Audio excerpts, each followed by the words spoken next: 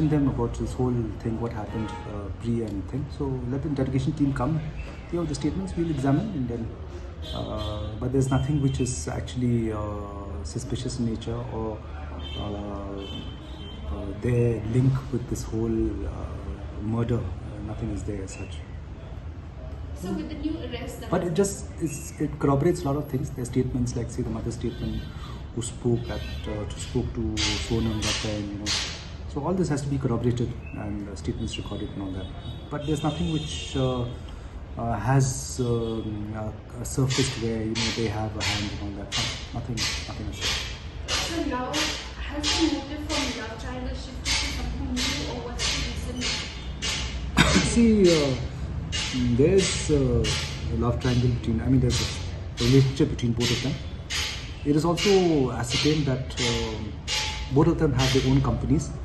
Okay, so they have their own companies. They want to further their own business. So these are the only things which are apparently which appear to be in the interest to actually get rid of Raja, because they want to further the business. They have a relationship. Nothing beyond this has come out. But investigation is, in fact, we are how many days into investigation? We are still exploring. So the family of Raja has no purpose for the narco test. See, narco test is only when there's no evidence at all, and narco analysis is actually banned by the Supreme Court. And whatever is revealed during a narco test, it is not admissible in court. It will just give us an idea of, how to, probably we get a clue or something from there. But that's not evidence in itself, what they say out there. When they have already admitted to the crime, we have done the reconstruction, they have shown us, we have got the evidence in the place of occurrence. I don't see the reason why we should go for narco analysis at this stage. Yes. So just one thing that I wanted to just understand is, in this entire investigation, has there been a clear answer from Raj that he is in love with Sonam and Sonam is in love with Raj? That has it already been stated clearly, or you have just picked up from the phone calls and passed it? No. Both actually have admitted to having a relationship. Yes. And they actually spelled it out, their motives, that they wanted to go it to be together. See, in so many words, that is the reason why they wanted, they wanted somebody out. Raja out of this whole scene, because they had a relationship, and they had, because of the customs where they had to agree between the parents and all that, getting married and all that. But so they thought, in their own way of thinking, they thought, okay, better get rid of this person. See, she is 25 years old. This person is over 21, 23 years old and all that. They're young people, and they must have thought that, okay, when we make this conspiracy, it's going to be foolproof. When he threw his body out there, so they thought nobody would find out. Everything worked out fine till the body came out. But the body started coming out, a lot of things started coming out. And then one thing after the other, and then, that's how the whole thing got unraveled. So, like I said, we're exploring if there's anything more to this whole murder. But as of now, these are the things which actually add up. And in case there's anything and all that, we will see. You said about the business angle. Tomar also has big business. He's a property dealer. Yes. Tomar is a building owner. So there was some enmity between. That has not. We'll have to get Tomar out here for interrogation.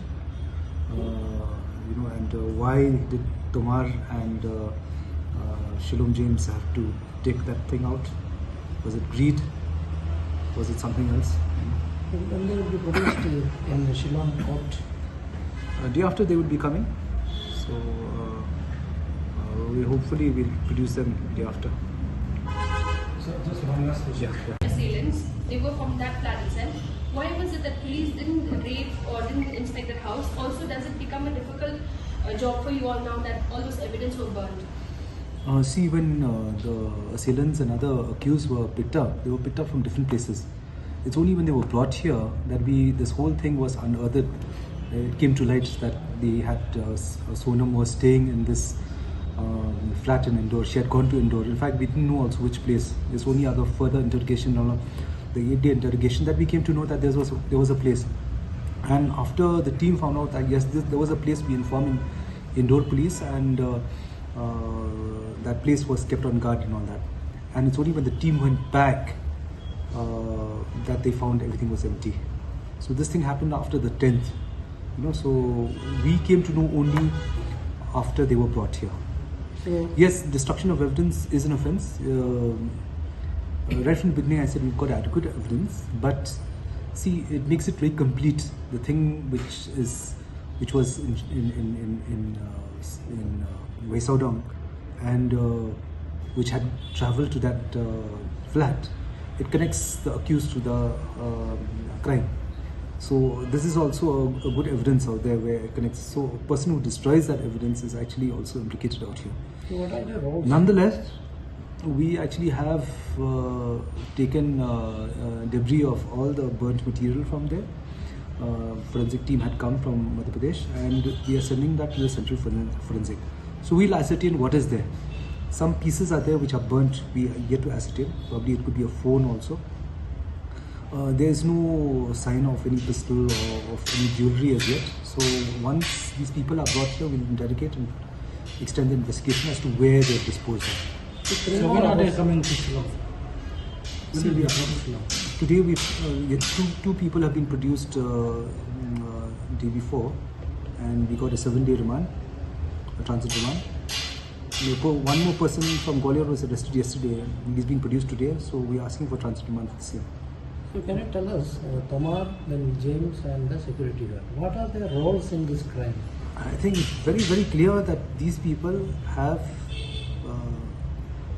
destroyed evidence. Now, destruction of evidence is an offence.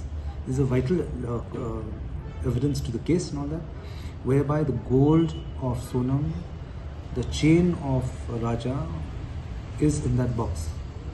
So, the items which of the people who are here had reached Indore, and that becomes vital evidence. But these people had destroyed. So destruction of evidence, they are culpable. So what is their interest in this case? Are they also the main masterminds? That's been far too far-fetched. The only the plausible reason which I can see now is greed. So probably people got greedy, the accused have been arrested, box is still there, so must have thought, let's check what is there, and then they found this cash, jewelry and all that, and they must have taken that. Not knowing that, okay, police will be able to trace the whole thing back. And later realizing that yes, police will come and be able to ascertain who is there, these people, all three of them took off. One person took off to Hardwar, another person took off to Bhopal, and the other person to Ashok Nagar. So these people, just from their actions only, it just shows they are guilty and culpable.